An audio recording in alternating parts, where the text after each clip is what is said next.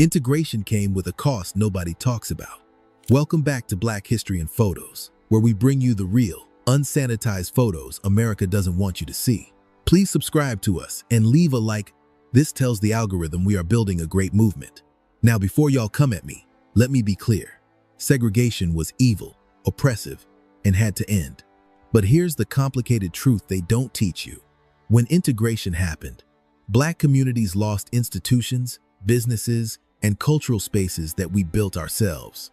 We gained access to white spaces but lost control of our own. Today I'm showing you 10 photographs of beautiful things that existed in Black America during segregation, ELA. Things we created out of necessity that disappeared when integration came. This isn't nostalgia for segregation. This is mourning for what we lost when we integrated into a system that never truly valued us. Number 10. Black-owned hotels. This photograph from 1958, preserved in the Library of Congress, shows the exterior of a thriving Black-owned hotel that served Black travelers during segregation. These hotels were more than just places to sleep. They were community institutions, social centers, and symbols of Black economic power. During segregation, Black travelers couldn't stay at white hotels, so Black entrepreneurs built their own. Hotels like the Dunbar Hotel in Los Angeles, the Teresa Hotel in Harlem, and dozens of others across the country provided luxury accommodations for Black guests. These weren't shabby motels. They were elegant establishments with restaurants, ballrooms, and first-class service. Black hotels employed Black workers, desk clerks, bellhops, maids, cooks, and managers. They hosted Black conventions, weddings, and social events. They were places where Black people could relax without facing racism, where they were treated with dignity and respect. But when integration came and Black people gained access to white hotels, Black hotels lost their customer base. One by one, they closed. The Dunbar closed in 1974. The Teresa stopped being a hotel in 1966. Black workers lost jobs. Black entrepreneurs lost businesses. Black communities lost gathering places. Integration gave us access to white hotels where we still faced discrimination and microaggressions. But we lost hotels where we were truly welcome, where we controlled the space, where our money stayed in our community. Number 9. Black-owned restaurants and nightclubs. This photograph from 1956, archived in the Schomburg Center, shows the interior of a packed Black nightclub in Harlem. During segregation, Black nightclubs and restaurants were the heart of Black social life, places where Black people could enjoy themselves without white surveillance or judgment. The Cotton Club, the Apollo Theater, the Royal Peacock in Atlanta, the Regal Theater in Chicago. These venues showcased Black talent and provided entertainment for Black audiences. They employed Black musicians, Black waiters, Black bartenders, and Black managers. They were economic engines for Black communities. Black restaurants served soul food and created culinary traditions that defined Black culture. They were places where Black families celebrated special occasions, where Black professionals conducted business, where Black communities gathered. When integration came, many Black people started going to white establishments that had previously excluded them. Black nightclubs and restaurants lost customers and closed. Black musicians lost venues. Black workers lost jobs. Black neighborhoods lost their social centers. Yes, we gained the right to eat anywhere, but we lost restaurants where the food tasted like home, where the owners knew our names, where we didn't have to code switch or worry about being watched suspiciously. Number 8. Black-owned theaters. This, a photograph from 1955, held in the Library of Congress, shows a Black-owned movie theater in the South. During segregation, Black theaters showed Hollywood films and race films, DSS, movies made by and for Black audiences that white theaters wouldn't show. Black theaters were community institutions. They employed Black projectionists, ticket takers, and concession workers. They hosted talent shows and community events. They were places where Black teenagers went on dates, where Black families spent Saturday afternoons, where Black communities gathered for entertainment. Race films, yes. Movies, with all Black casts, telling Black stories, yes, thrived because Black theaters showed them. These films provided representation and told stories that Hollywood ignored. They created opportunities for Black actors, directors, and filmmakers. When integration came and Black people gained access to white theaters, Black theaters closed. Race films disappeared because the market for them collapsed. Black filmmakers lost opportunities. Black actors lost roles. Black communities lost control over their own cultural representation. We gained access to Hollywood movies in integrated theaters. But we lost theaters that showed films reflecting our experiences, that employed our people, that kept money circulating in our communities. Number 7. Black-owned banks. This photograph from 1959, preserved in the Federal Reserve Archives, shows the interior of a Black-owned bank in Atlanta. During segregation, Black banks provided financial services to Black customers who were discriminated against by white banks. Black banks like Citizens Trust Bank in Atlanta, Industrial Bank in Washington, and Mechanics and Farmers Bank in North Carolina were pillars of Black economic life. They provided mortgages for Black homeowners, loans for Black businesses, and savings accounts for Black families. Black banks understood Black customers' needs and circumstances in ways that white banks didn't. They were more willing to take risks on Black entrepreneurs. They invested in Black communities. They employed Black bankers, tellers, and loan officers who became respected professionals in their communities. When integration came and discrimination in lending became illegal, Black people gained access to white banks with more capital and resources. Black banks lost customers and deposits. Many closed or were absorbed by white banks. Black communities lost financial institutions that understood and served them. We gained access to bigger banks with more services. But we lost banks that were invested in our communities, that understood our struggles, that kept our money working for us instead of against us. Number 6.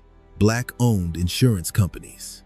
This photograph from 1957, archived in the North Carolina Mutual Life Insurance Company collection, shows the headquarters of one of the largest Black-owned businesses in America. Black insurance companies thrived during segregation, providing services that white companies refused to offer Black customers. North Carolina Mutual, Atlanta Life, and other Black insurance companies employed thousands of Black workers as agents, actuaries, and executives. They accumulated significant capital that they invested in Black communities. They provided life insurance, burial insurance, and other financial products that gave Black families security. Black insurance agents were respected professionals in their communities. They visited Black homes, built relationships with Black families, and provided financial advice.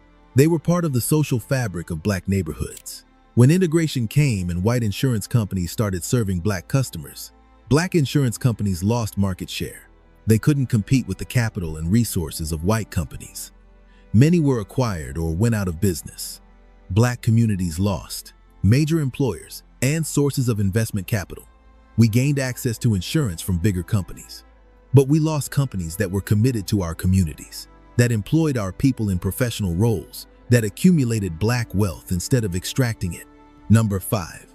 Black-owned grocery stores. This photograph from 1958, held in the Library of Congress, shows a Black-owned grocery store in a Black neighborhood. During segregation, Black grocery stores served Black communities, providing not just food but also credit, employment, and community connection. Black grocery store owners knew their customers personally. They extended credit to families going through hard times. They hired neighborhood teenagers for their first jobs. They sponsored Little League teams and church events. They were integral parts of Black communities. Black grocery stores kept money circulating within Black neighborhoods. When Black families spent money at Black stores, that money paid Black employees, who spent it at other Black businesses, creating a cycle of economic activity within the community. When integration came and Black people gained access to white-owned supermarkets with lower prices and more selection, Black grocery stores couldn't compete. They closed. Black store owners lost their businesses. Black workers lost jobs. Black neighborhoods lost community anchors. We gained access to supermarkets with more choices and lower prices. But we lost stores where the owners knew our families, where we could get credit when times were tough, where our money stayed in our community. Number 4. Black schools and Black teachers. This photograph from 1956, preserved in the Library of Congress, shows Black teachers and students at a segregated school. This is the most complicated loss of all, because segregated schools were underfunded and unequal. But they were also places where Black children were taught by Black teachers who believed in them. Black teachers in segregated schools had high expectations for Black students. They taught Black history and Black achievement. They served as role models and mentors. They lived in the same communities as their students. and were invested in their success. Black schools were community institutions. They hosted community events, provided adult education, and served as gathering places. Black principals were community leaders. Black teachers were respected professionals. When integration came, thousands of black teachers and principals lost their jobs. School boards closed black schools and transferred black students to white schools, but they didn't hire black educators in proportion to the student population. Black teachers who had been principals became assistant principals or classroom teachers. Many were forced out of education entirely. Black students in integrated schools often faced racist teachers who had low expectations for them, who didn't teach black history, who punished them more harshly than white students. They lost the nurturing environment of black schools where teachers believed in their potential. We gained access to better funded schools with more resources. But we lost schools where we were valued, where our culture was celebrated, where black educators shaped our minds and our futures. Number 3. Black business districts. This photograph from 1959, archived in Ebony magazine, shows a thriving black business district with black-owned stores, offices, and services. During segregation, black business districts were economic and social centers of black communities. Sweet Auburn Avenue in Atlanta, Beale Street in Memphis, U Street in Washington, Central Avenue in Los Angeles. These districts had black-owned businesses serving black customers. Black doctors, lawyers, dentists, and other professionals had offices there. Black families shopped, worked, and socialized there. These business districts created black wealth. Black entrepreneurs built successful businesses. Black professionals earned good incomes. Black workers had employment opportunities. Money circulated within black communities, creating multiplier effects that built community wealth. When integration came, many black professionals and businesses moved to integrated areas or white neighborhoods, seeking access to white customers and broader markets. Black business districts declined. Stores closed. Buildings deteriorated. The economic engines of black communities sputtered and died. Urban renewal programs, often called Negro removal, demolished many black business districts to build highways and public housing. The combination of integration and urban renewal destroyed the economic infrastructure of black communities. We gained the right to do business anywhere, but we lost concentrated black economic power, lost business districts that created black wealth, lost the economic self-sufficiency that came from controlling our own commercial spaces. Number 2. Black professional networks. This photograph from 1957, held in the National Medical Association archives, shows black doctors at a professional conference. During segregation, black professionals created their own organizations because they were excluded from white professional associations. The National Medical Association for Black Doctors, the National Bar Association for Black Lawyers, the National Dental Association for Black Dentists, OAG.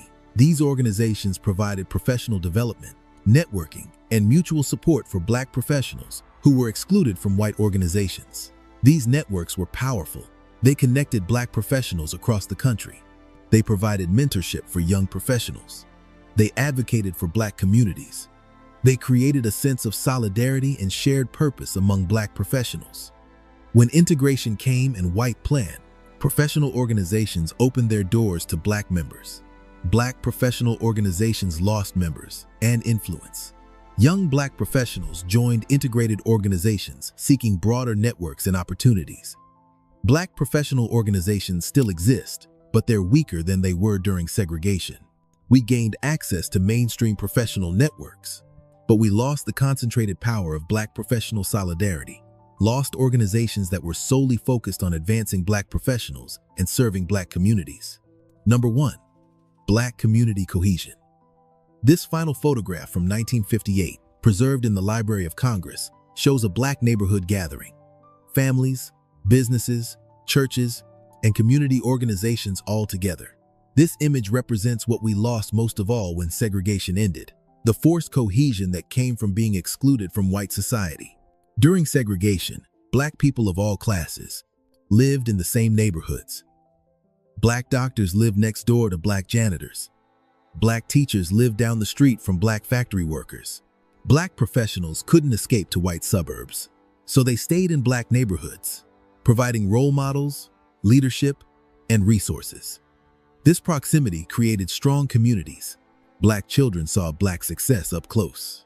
Black families supported each other across class lines. Black communities had internal resources to solve problems and support members in need. When integration came, middle-class and professional Black people moved to integrated neighborhoods or Black suburbs, seeking better housing and schools. This was their right, and nobody can blame them for wanting better for their families. But their departure devastated the Black neighborhoods they left behind. The most educated, most resourced, most connected Black people left. The Black neighborhoods that remained became concentrated poverty. The internal resources that had sustained Black communities during segregation disappeared.